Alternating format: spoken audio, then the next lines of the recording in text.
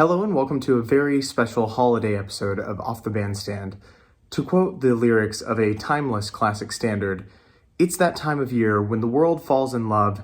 Every song you hear seems to say, Merry Christmas, may your New Year's dreams come true. But what Jewel Stein and Sammy Kahn failed to include was may your New Year's nightmares come true. And as jazz musicians and musicians all over know well by now, one year's nightmare can become another year's gift. So as we reflect on this joyful, thankful holiday season, please join us as we reflect on our favorite holiday gigs from hell. Merry Christmas.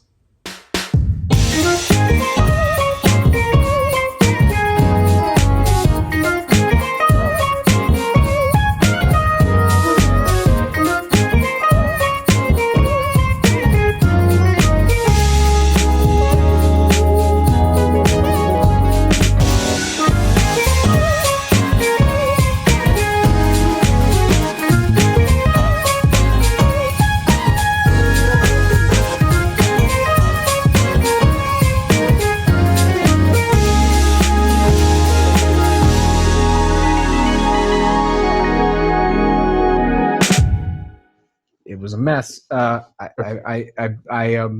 was a student at Juilliard, and shit, I'm gonna regret this. Student at Juilliard, and I got recommended for a gig with this vocalist who really shall remain nameless, and probably you wouldn't know her anyway, but sure. Hit me up in like the midst of finals week to do like an independent Christmas show at her home. Okay. And I was not about it, but I was also pretty low in the bank account region. And I was like, sure. You know, she was willing to pay me. It was not a lot. It was like $100. And I was like, yeah, I could go pop over. She didn't live far from where I was living. And I was like, yeah, I can go pop over and play like a Christmas show with her at her home. Sure. Why not? Long story short, there was all this drama. This woman was not in her sane right mind and would call me multiple times a day, leaving voicemails, asking very specific questions about arrangements, like the ultimate it's not that deep gig. It was not that deep. And she was asking all about all of these crazy intricacies to arrangements and things. And she was like, I want to do this. I want to do this. And then there was like a huge mix up with the date. She was like, can you change the date? And I was like, yes. And then I booked something else on the original date. And then she said, let's go back to that date. And I was like, well, I just booked something else. So I had to cancel that thing. She was playing like the very sad elderly woman card. And was like, I just want to have this, whatever. And I was like, damn, like ran circles, like just made it the biggest thing. Then the big, like, oh my God, facepalm moment was she wanted to have a 3-hour rehearsal for this gig that was like supposed to be 20, 30 minutes. It was nothing. And I was like, God. And so I showed up, and I was a little early, probably a little earlier than I needed to be, but I showed up at her door and it was just like open. And I opened the door, and first thing I noticed was she's a hoarder. Like there's just mountains and mountains of stuff. And there's a very thin pathway to like a piano. And then like there's a room over here. And so I'm like, hello, not hearing anything. Yeah. And then she's like, oh yeah, come in. And so I'm walking in and I'm like watching not to step on all this stuff. And it's just like massive piles of like, stuff from her past. And I put the bass down and I look up and she's just gotten out of the shower in the bathroom. Whoa. She's buck naked, 70-something-year-old, cattle prodded in my brain now, slams the door, screams. I'm like, why would you invite me in? Like, can you wait? Like, I was like 5 minutes early too. It wasn't like I was like an hour early or whatever. Comes out like nothing ever happened. Just comes out dressed. Rehearsal was a nightmare. Gig the next day was bizarre beyond belief because she had cleaned her apartment and invited all these people, but the audience was like the weirdest cast of people. It was like random people that she'd met in the park. There were like some Whole Foods people that were like her grocery getters that she had hired to be there. Whoa. And the most insulting thing was I was in the midst of like a hell of a lot of work with like finals and term papers and stuff like that. And this half an hour gig or whatever it was supposed to be ended up going almost 3 hours. Dude, no, man. And the funniest part of the story is at the end of it, she was supposed to pay me like 100. No, it wasn't even $100. It was $75. And she's like, she hands me the cash and she's like, there's 74.50 in there. Come back tomorrow and I'll give you the other 50 cents. And I was like, I'm never going to see you again. Oh, God, dude. So I got paid $74.50, scarred for life. Totally lost like massive hours of sleep because of like the work I had to make up. Probably spent over 3 hours on the phone with this woman. And I was just trying to be a nice guy. Like I just felt kind of like bad. And I was like, oh. Yeah. Dude, that gig. Yeah, that's probably the worst. I thought you were about to say, like, when it came time for her to pay you, she just handed you, like, 5 half-used Metro cards or something. It was like, no, she paid me $74.50, but she was like, come back tomorrow for the other 50 cents. And I was like, nope. You keep that. That might be one of the new favorites, or maybe the top favorite of these stories, man. Oh man, it was a mess.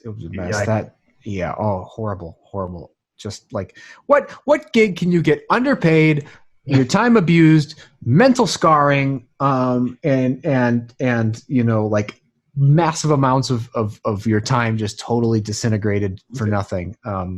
Yeah, it was rough. That has to take the cake. I don't think I've had wackier gigs. I've had wackier things happen on gigs, but that one, yeah, always stay. So I graduated from North Texas and I moved to Boston in the winter of 1979.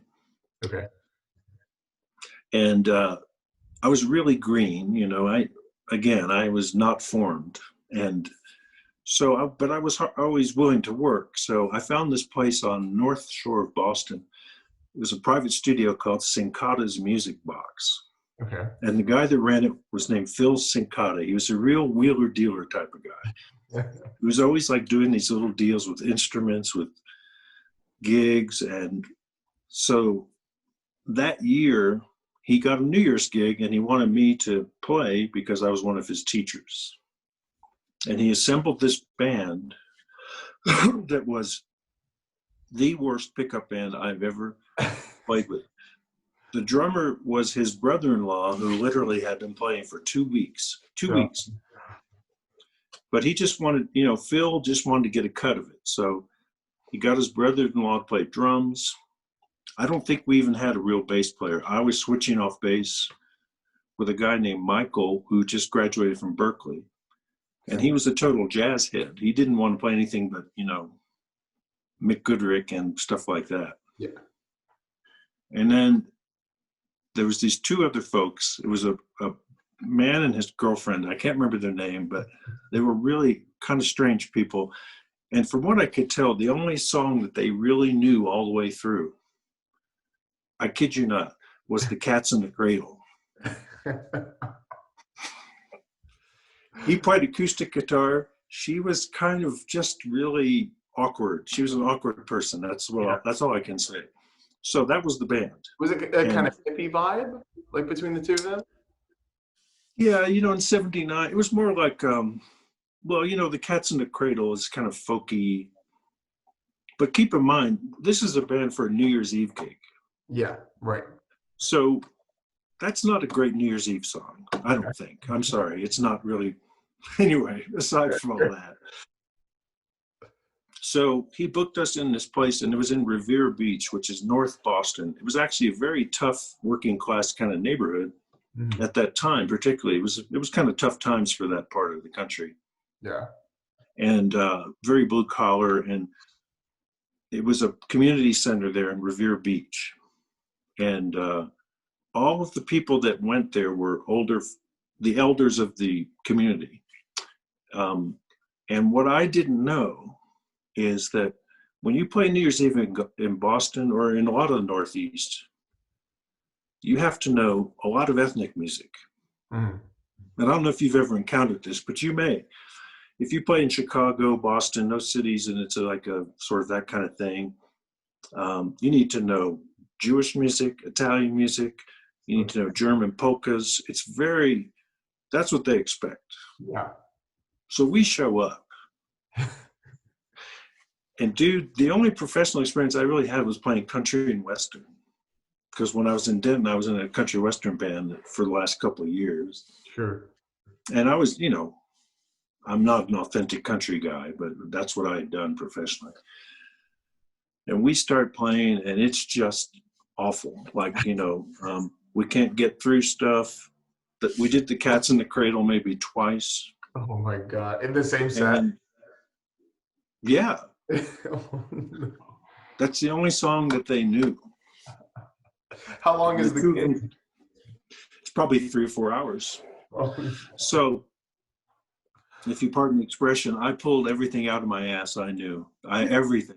I ended up singing, playing bass, and it wasn't good, but that's what my instinct kicked in. Yeah. And it started to go okay. Like, the 2 steps were going to be okay, but, eventually they want to hear some Jewish music. They want to hear Italian music. They want to hear that stuff. And by the end of, I think, the first set, there was no stage. We were set up on this floor. Uh-huh. And there was literally a ring of little old ladies shaking their fist at us and yelling at us, play something Italian, play something Jewish. It was horrible. It was horrible. God. So then when I got home, very demoralized, my girlfriend at the time, who I had kind of moved up there with, was, and it was New Year's Eve. She was passed out, sleeping right by the toilet, by the bathroom. Oh no. And I woke her up and she told me she was going to break up with me, that was it. So that was my New Year's Eve, 79-80. And I ended up moving from there a couple months later. I had to get out, but that was definitely my worst New Year's Eve and the worst band I've ever played with. We've had guns pulled on us 3 times, and one of them was a New Year's Eve at a Roadhouse bar called Enz's outside of Corpus Christi. And the backstory there is that it's a biker bar, and their band canceled on them, and they called Terry Lacona, who was the new producer of Austin City Limits. Terry is thinking New Year's Eve. He's thinking horns, Beto and the Fairlanes. The biker bar guys here, they're calling Austin City Limits, thinking Willie, Jared Jeff, Flacco, something like that. And so he said, we got this band. I recommend this band called Beto y los Fairlanes. And the biker bar owner says, fine, let's book them. So he's thinking like we're Little Joe and La Familia or something like that. He can play a mix of Tejano and country. So we get down there and we're going. They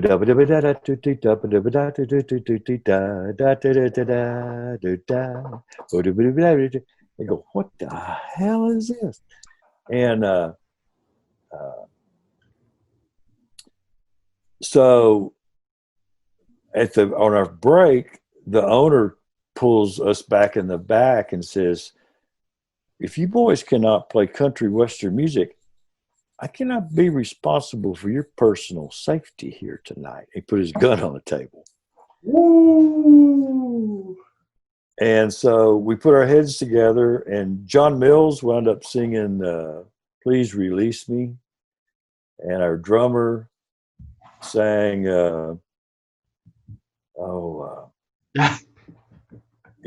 Jerry Jeff Walker, Ray Waddy Hubbard, Up Against the Wall, Redneck Mother. And for some reason, I had remembered this song Behind Closed Doors because it didn't have very many lyrics to it. My baby makes me proud. Oh, Lord. So our second set, we came out and tried to sing all these country songs. Sure. And played, and just tried to make a set list of country songs.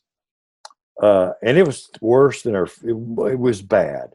And thank God the alcohol had kicked in, and finally somebody recognized Tomas, and they said, "Whoa, wait a minute, there's Mex," because Jerry Jeff always called Tomas Mex, and so they recognized Tomas, and then Arturo Garza's parents were there, and they started dancing to the cumbias that we were playing. Sure. So finally, the biker guys warmed up to us, and it turned out to be okay. But I didn't know if we were going to make it out of there. That was the one time I thought, when I saw that scene in the Blues Brother movie, I saw the chicken wire. I went, "Yeah, oh man, that would have been a good idea." I got hired by a very popular singer in town. She's since moved to New York, but this was a few years ago. Very cute, really great jazz singer. And it was just me, her, and a piano player to play a Christmas party. And I remember thinking, we played 3 sets, and the first couple sets, I remember looking around, they were all young, really good looking people. Like the hosts was this young couple, and they all seemed, very like, professional. They all had money, but I was just like, man, it's an endless barrage of really attractive people. And then suddenly in the middle of the second set, or no, kind of at the beginning of the third set, they all went into, these people had a screening room in their house, and I kind of peeked my head over, and it was like suddenly it went from a Christmas party, and it looked like a corporate meeting. All the party guests were seated in this viewing room, and the host of the party was kind of talking through some things, and I was like, what are they doing? Because up until that point it was just a Christmas party. Yeah. And then so they came up, the host came up to us just as we were about to play the last song or two of the last set, and he handed the singer the check, and he said, "You guys are more than welcome to hang out if you want. In fact, please do. You're our guests." And as we were finishing the last tune, I looked around, and then as we started packing up, I realized that it was a swinger party. Oh. And they were starting to pair up, and people were pulling out their phone, there's a film, like they were just going to start filming. And I was just like, I just got the hell out of there. I just basically grabbed my bass and amp, and I was out the door. I couldn't believe it, but yeah, it was definitely a swinger party. Yeah, so I got the hell out of there. I was like, I don't want to have any. And so did they. They gave me a crazed look, but they had to break down the PA and the keyboard. I was like, you guys are on your own. I'm out of here. Yeah. So that one just popped into my. I kind of forgot about that. I've sort of put that out of my memory. But the one that I told you about, so that was there used to be a mall on it. Well, it's still there. It's the Highland ACC campus. Yeah. But that used to be the Highland Mall, and this is before Barton Creek and Lake, the one up north. This was the only mall in Austin in the Hill Country. So this was a huge destination mall, and they had Santa, the week, starting the week or two before Christmas, and on the weekends it was really popular in that there would be lines of families with their kids to go sit on Santa's lap. And they would there was this big tree right like where the main escalators come down in the atrium, and they had this huge tree, and they had elves and Santa, and they would line the kids up, and they would take their picture and everything. So they wanted to have music. So they hired a jazz trio, and I was a bass player in it. And as far as I knew, it was a 4-hour gig. As far as I knew, we were just going to play, 4 hours worth of Christmas tunes and whatever, and jazz tunes. And so we set up, and then they pull up a piano, and I'm like, there's no piano in this group. It's just guitar, bass, and drums. And they're like, oh no. So let me explain. So they said, you guys are going to play about a half hour, and then you're going to take a half-hour break, and then we're going to have the piano. The music store in the mall had just they just started selling the first generation of Yamaha disc claviers. So they had retrofitted one of their 7-foot concert Yamahas with a disc clavier. And then I found out later, and they hired Jeff Helmer, I found out later, to record a bunch of Christmas tunes on it. So I found out later it was Helmer. I didn't know it was him at the time. So they're like going to have this piano, you know, furnished by the music store, play Christmas carols. And I was like, well, okay. And they're like, you're just going to go back and forth. You'll take a break. They'll play for about 25 minutes, half hour. You'll go on. We'll do this, you know, 8 times. So we play our first set, you know, and it's just loud, and kids are screaming and crying, and they're not paying any attention to us. And, you know, and we're like playing, let's play the Charlie Brown Christmas song. The kids love that, you know. Of course, this is like 1996. It's already 2 decades past the Charlie Brown phenomena. Yeah. So of course the kids have no idea what we're playing, and there's like literally no response from any of the kids. And then I didn't realize it, but as we were playing that first set, they had brought out this mechanical teddy bear that was like this big, and they plopped it on the piano bench, and then they put on a Santa hat on this thing, and then they hit the disc clavier, and it started playing, you know, Christmas carols. And the bear literally just kind of rolled its head and like waved its arms like this. So they wanted the kids to think this little bear was playing Christmas, but I mean, it was just their most and it looked like it was drunk, and the hat kept falling off, and this woman in charge kept having to put the hat on. But the kids suddenly were like, oh my, look, you know, the kids were just enthralled with this bear, you know, this mechanical bear playing Christmas songs on a disc clavier. So then the bear stops, you know, and then we have to come play our next set. And then just, it's like this noticeable, like, you know, disappointment from hundreds, thousands of kids. Oh no, the jazz trio is playing again. So we played our second set, and then we finished, and then the bear starts rolling, the hat's falling off, he's playing, and it's like the same 5 tunes over and over, it doesn't matter. Yeah. And the kids perk up again, and then the woman in charge, we're like, so should we play our next set? We're supposed to play 2 more hours. And she goes, hang on a minute. And she says, kids, she like gets the attention of all, you know, she thank you from the people of Highland Mall for coming here and seeing Santa is happy to see everyone. I would just like to take a vote from all the kids. Would you rather hear the jazz trio? And there's like nothing, or the piano playing bear? And the kids just roared. And she just turned to us and she handed us our check and said, you guys can go home now. Oh my God. Yeah. And that was it. That was, we, you know, so by musician standards, it was great because it was supposed to be a 4-hour gig. We got paid for a 4-hour gig for 2 hours worth of work. And the Highland Mall was 5 minutes from my house. So I was, you know, in hindsight, you know, it was fine. But just like you know, having to be like, you know, outvoted by 500 kids because of a drunken mechanical bear, it was just comical. Cool. Man, I have been waiting for weeks. Like, I love that some people have sent me the full story, and that's cool too, because they don't know that I was gonna like have it be like a recording thing. But just your like one line, perfect, and I won't give it away. I'll let you tell the story. I was just like, all right, this is gonna be good. So, okay, cool. Man, Christmas gig from hell. Take it away. It was, you know, I feel bad saying that, and that's why I put a question mark in what I sent to you, because it wasn't bad. It was interesting. Yeah. Or it wasn't from hell. Yeah. So I got a call from a singer who I don't think they would mind me saying their name, but I'm not going to anyway. Sure. I got a call from this singer who said, hey, I have a gig, $100, 1 hour, me, you, sax player.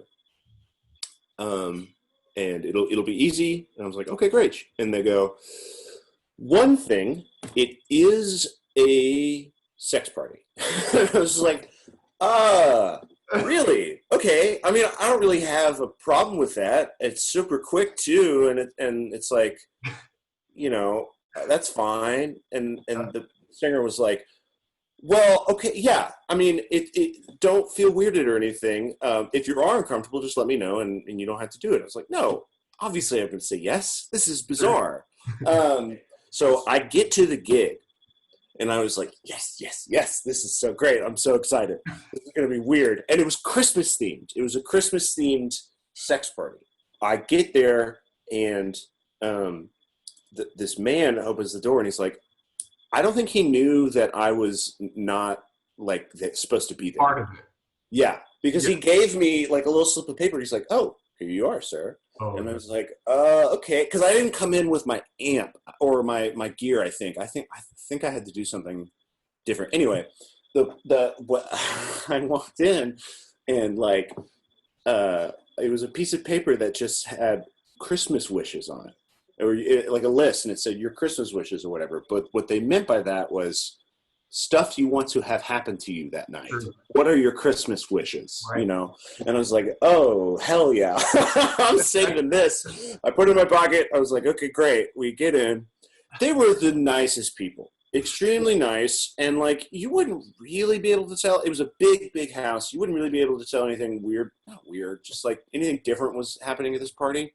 Yeah. Until people started showing up with like, you know, trench coats on, you know, or like just like the slightest bit, you know, provocative clothes. Not really. And they were all, it was cold. So like everyone was wearing like long, big coats or whatever. And I was just like, oh, this is amazing. Great.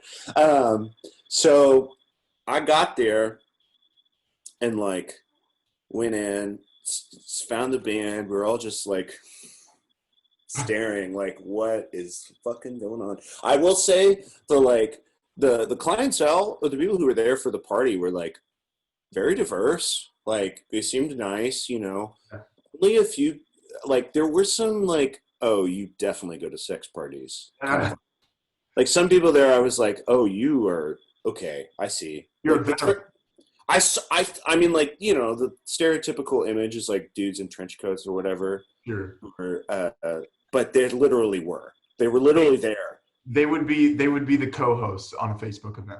Absolutely. And they were literally there. So at a certain point, before we started playing, like we were like literally a featured guest. Like people like came out and listened to us.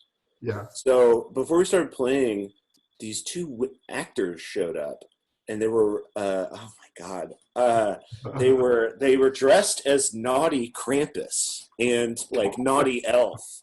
So I don't know if you're familiar with Krampus. I'm not super familiar, so I might like miss some details. So forgive me. But like Krampus is like a, you know, ancient like he's Christmas like god or whatever. He's anti Santa. He's like demon Santa. Yeah. So this lady, this beautiful woman in like a corset and like stockings or whatever and like high heel boots, came in with horns and like all this makeup on, and she was like a naughty Krampus, and she had like a little whip, and she was like whipping people with it, you know. And then she had her Christmas elf lady, who was also a very beautiful woman, in like a Santa corset, like classic like naughty Santa shit. It was very funny. That I remember that detail very vividly, because it was just like, wow, okay, this they really pushed the boat out for this Christmas gig.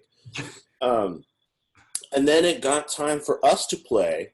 I don't even remember what we played. You know, I mean, we did. I don't think we played Santa Baby. That's like the sexiest Christmas song. Right. Just a bunch of stuff in 12/8. Yeah, a bunch of stuff in 12/8. Yeah, the stripper song or whatever. So they, at a certain point we finished, and like, you know, I wanted to get out of there, but I also didn't. You know? Yeah. I wanted to see what happens. A weird dichotomy. Yeah. Yeah, and I think they invited us to like. I mean, so that's the other thing, is that like these guests all had to be vetted too, and there were a lot of people there. There was a lot. Do you think that they knew everybody, or do you think it was like okay, I have this friend, we have this friend, now let's come in for interviews? Or do you think this was like a yearly or quarterly like event for these people? I imagine they probably had like a roster of people, they had vetted. Sure. It was so wild. So, but after the show, there are only like two little bits. Everyone's, people talk to you after the show. It's fine. They either want to tell you good job or ask you nerdy questions or whatever, which is, I don't care. That's okay. Yeah. But all of the questions were just very charged.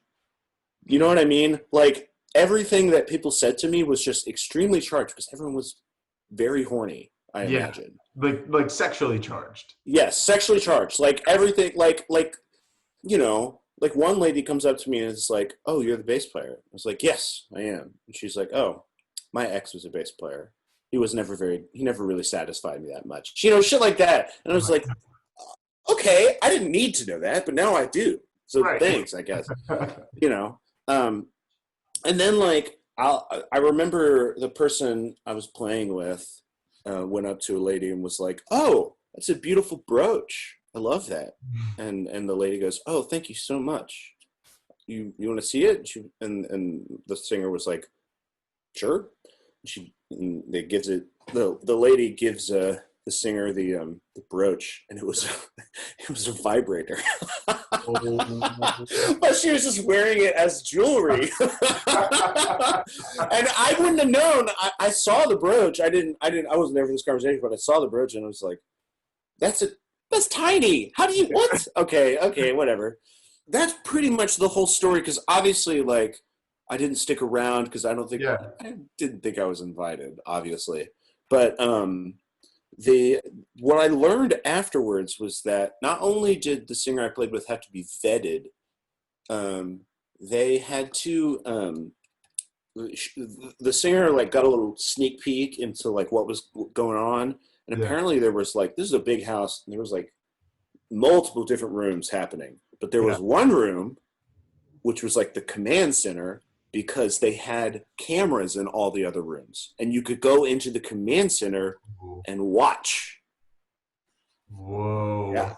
Yeah. That is I guess the VIP room of the house for I guess whoever would consider it to be that. Yeah. I mean, that was pretty wild. I mean, you got to imagine that's got to kind of be par for the course though, for these kind of things, right? Some people might just want to hang out, and watch. You're at the wrong part. Well, yeah, okay, there. I was they're at the wrong party. If right, yeah. Let's just have a couple beers, and they're like, yeah, let's have a couple beers and see what watch. Question mark? See what happens. Yeah. Yeah, but other than that, it was a good gig. They paid us well for our time.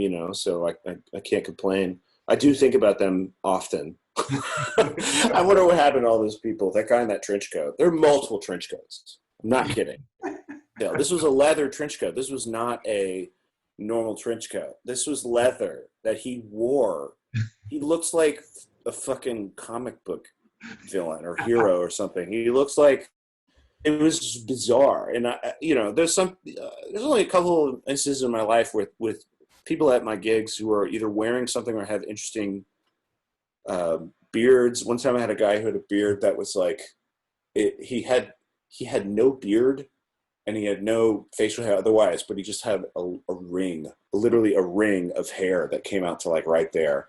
And he came up and I couldn't talk to him. I could not look at him because I was laughing so fucking hard, which is terrible to say because he was nice and he was just that was a great set, man. Good job. And I was like, thank you.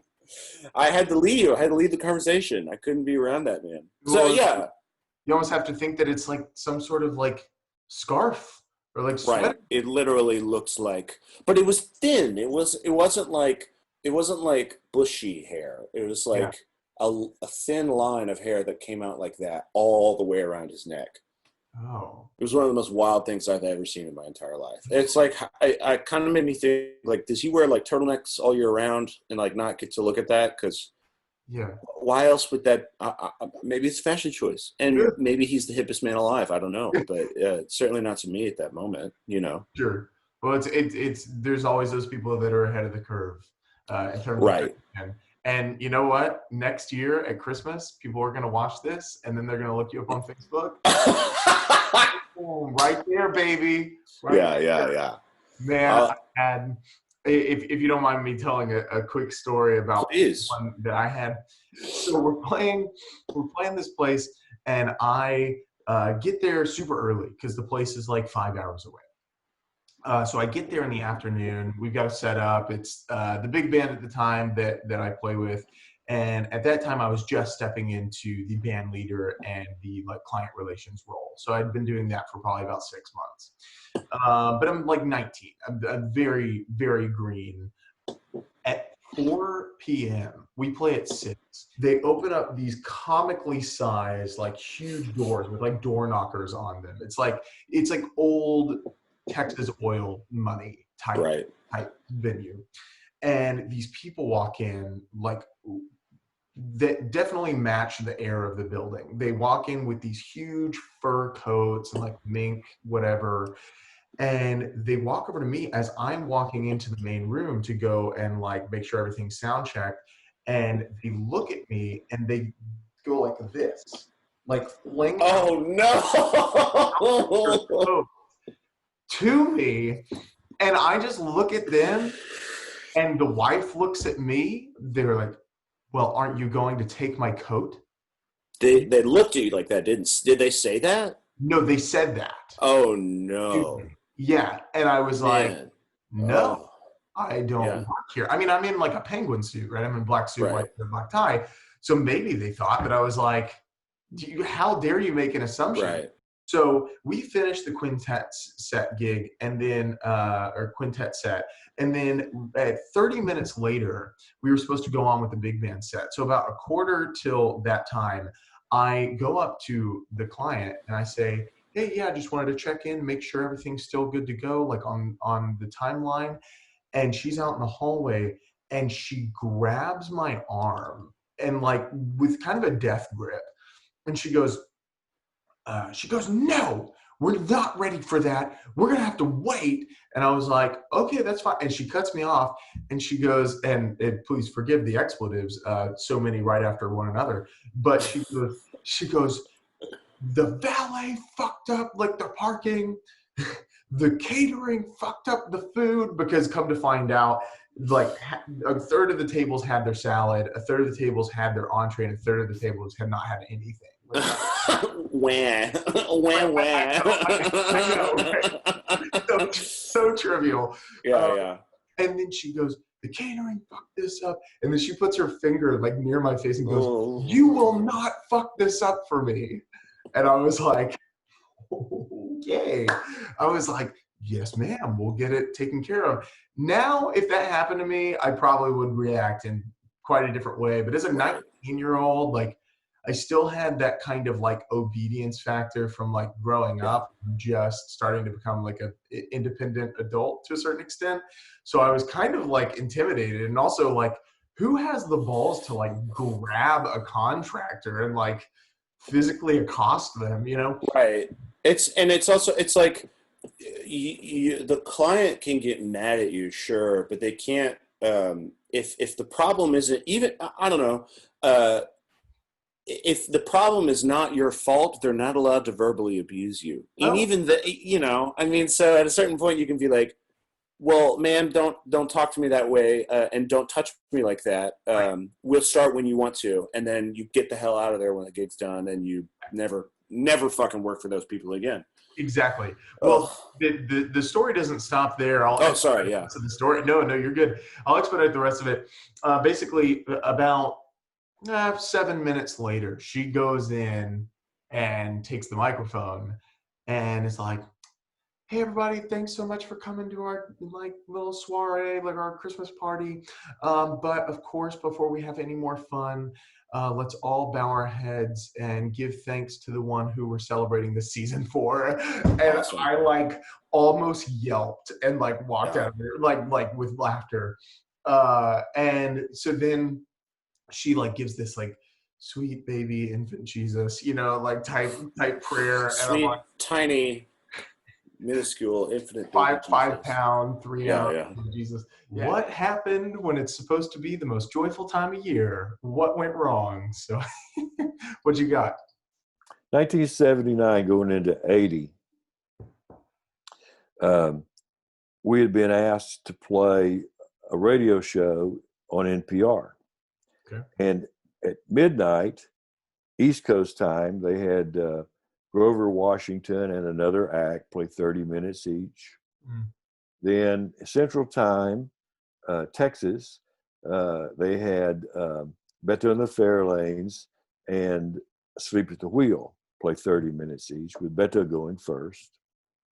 I don't know who was in Rocky Mountain Time, but I know that Chick Corea was on West Coast time. Oh wow! Okay. So every time it was midnight in all four time zones, you'd have a band 10, 9, 8, 7, and Beto had played another gig at the Headliners Club that got off at 11. Okay. And so we rushed over and did our sound check, and then Beto needed to go to the restroom, and so we were playing at the City Coliseum, and as the countdown started, 10, 9, he was standing at the urinal in the restroom, and I had been looking for him, and so I'm hearing 10, 9. I said, Beto, we got to be on stage now. So let me just say that I'm glad that was a radio gig and not a television gig. Sure. Because when he walked out on stage, thank God it was a radio gig. Oh, I'm going to take your discretion as a censorship, because this is maybe like a PG-13 show. Oh, okay. No, I'm just joking.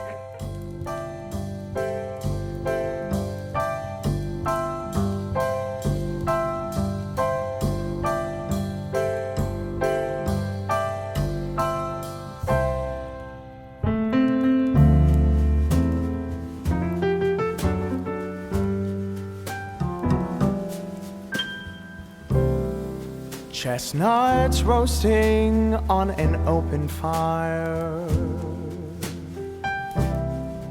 Jack Frost nipping at your nose,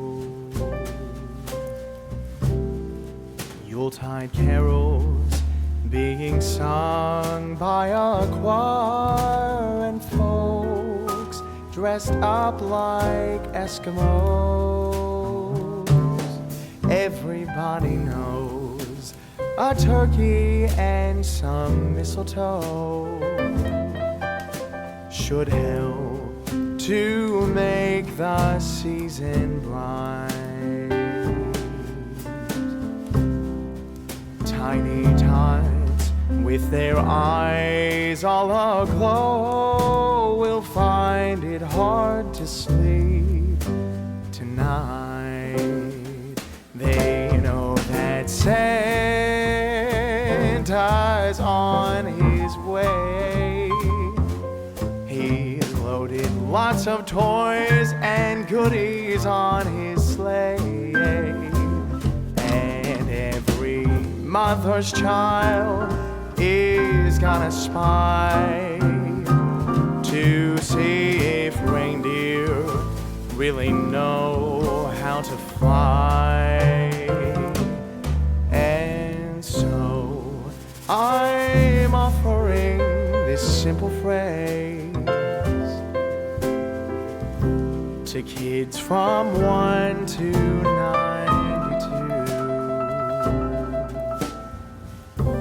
Although it's been said many times, many ways, Merry Christmas to you.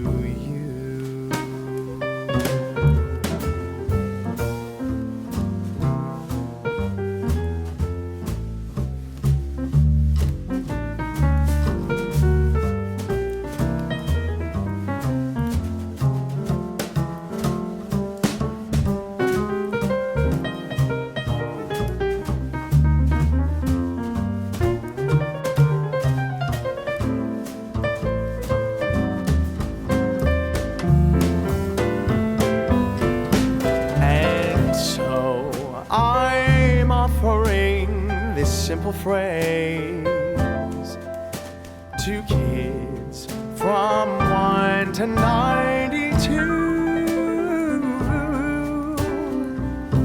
Although it's been said many times and many ways, Merry Christmas, Merry Christmas, Merry Christmas.